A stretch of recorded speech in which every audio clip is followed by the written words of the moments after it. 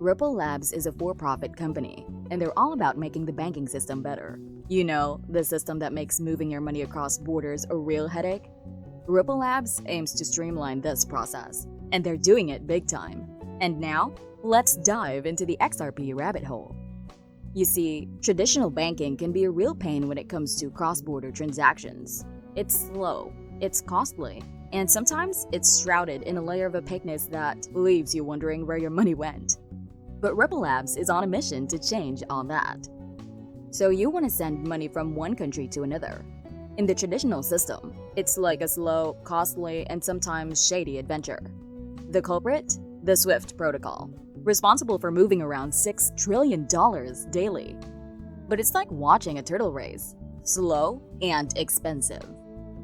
Enter Ripple Labs. They've come up with something called RippleNet, formerly xCurrent, a network that makes international transfers a breeze, faster, cheaper, and they've got anti-money laundering and fraud detection on lockdown.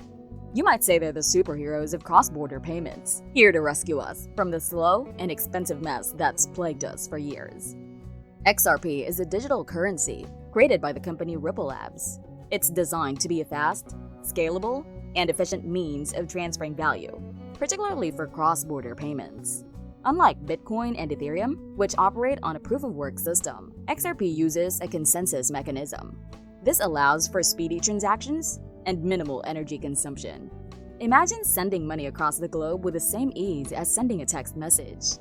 To understand XRP better, we need to talk about Ripple Labs, the company behind it. Ripple Labs was founded in 2012 with a vision to revolutionize cross-border payments. They've worked tirelessly to create solutions that enhance the speed and cost efficiency of international transactions. It's a bit like a team of visionaries that said, hey, there's gotta be a better way to move money around the world, and they've been on a mission to make it happen. Now, let's explore how XRP works. It's a unique crypto because it runs on a blockchain, but with a few twists. Transactions are lightning fast, less than 5 seconds, and cost almost nothing. Plus, it can handle a whopping 1,500 transactions per second, aiming for Visa-level speeds.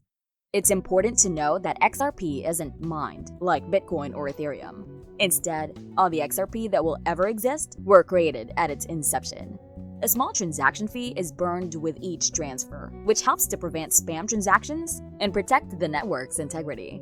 XRP's blockchain, though, doesn't use proof-of-work or proof-of-stake like others. Instead, it relies on something called unique node list, a fancy way of saying it's kinda centralized. Ripple Labs trusts a list of people to make decisions on the network, and they don't even get rewards for doing it. A bit different from the usual crypto setup. So you might wonder, if XRP is kinda centralized, how does it fit in with the whole crypto decentralization vibe? Well, that's a great question. The crypto world loves decentralization, but XRP's uniqueness doesn't make it a deal breaker for everyone. Some folks believe it's all about the end goal, and XRP still offers solutions that are hard to ignore. It's like the rebels trying to find a balance between order and chaos. But as with everything, the road to success is rough and full of detours. Not so much for Ripple Labs, as they scored a big win in a US court on July 13 this year. Judge Annalisa Torres ruled in the favor of the company in a case that the Securities and Exchange Commission, or SEC, brought up in 2020, although it's a bit of a mixed bag. The judge gave Ripple Labs a thumbs up, stating that XRP isn't a security. But there's a catch. This ruling only applies to XRP's programmatic sales on digital asset exchanges. So it's a win, but with a side of only when it's served this way. Now here's where the SEC gets its moment in the sun.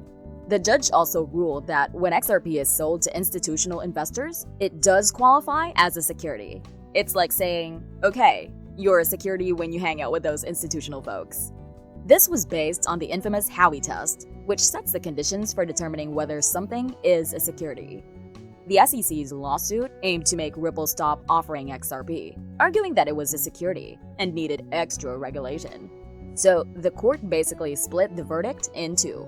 XRP is free to party on exchanges, but when it rubs shoulders with the big shots, it's a security. As soon as this news hit the scene, the price of XRP went turbo mode. It leaped from 45 cents to 61 cents in a matter of minutes. That's over 25% increase. It's like the crypto world saw this legal showdown and decided to join the party. This legal saga has been rolling since December 2020, when the SEC dropped the hammer on Ripple, along with its bigwigs, Brad Garlinghouse and Chris Larson. They were accused of offering an unregistered security.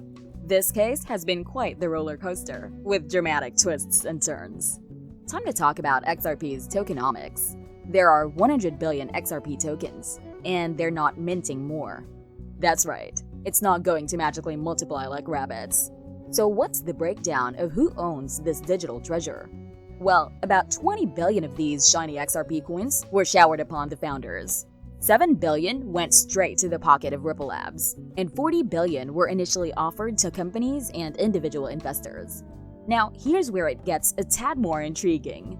The remaining stash, which accounts for a hefty chunk, gets handed over to Ripple Labs on a monthly basis, to the tune of around 1 billion XRP every month. They've got themselves a sweet deal going on here, and this monthly ritual is set to continue for a grand total of 33 months.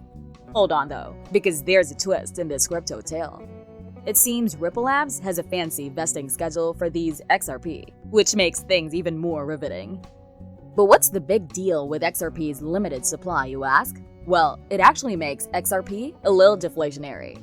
You see, whenever transactions happen, a portion of the fees goes up in smoke.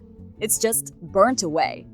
Moreover, people tend to be a bit forgetful when it comes to their wallet keys, which results in some XRP coins getting lost in the digital abyss. So over time, the total supply can gradually sink, making each XRP potentially more valuable. Now, here's a thought that's been buzzing around in the crypto sphere. Why isn't XRP getting outshined by stablecoins in the world of cross-border transactions? Stablecoins, unlike the unpredictable XRP, are tied to the value of a stable asset, like the US dollar.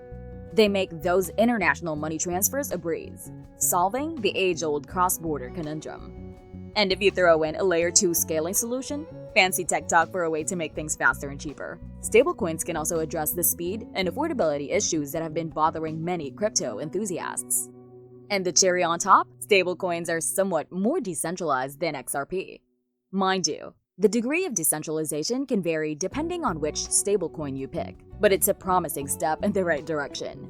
So why not give stablecoins a shot for those bank-to-bank transactions? Food for thought, right? We're here to serve you a hearty plate of crypto knowledge. So whether you're on Team XRP or Team Stablecoin, make sure you're well informed about the ins and outs of your digital assets. After all, it's your money, and you've got to know how to make it work for you in this ever-evolving world of cryptocurrency. XRP and Ripple Labs are at the center of a financial revolution, challenging the status quo in cross-border payments. XRP's unique features and the ongoing discussions within its community make it a fierce player in the crypto space. Wow, we made it to the end of our XRP adventure. We hope you've learned a thing or two about this unique cryptocurrency.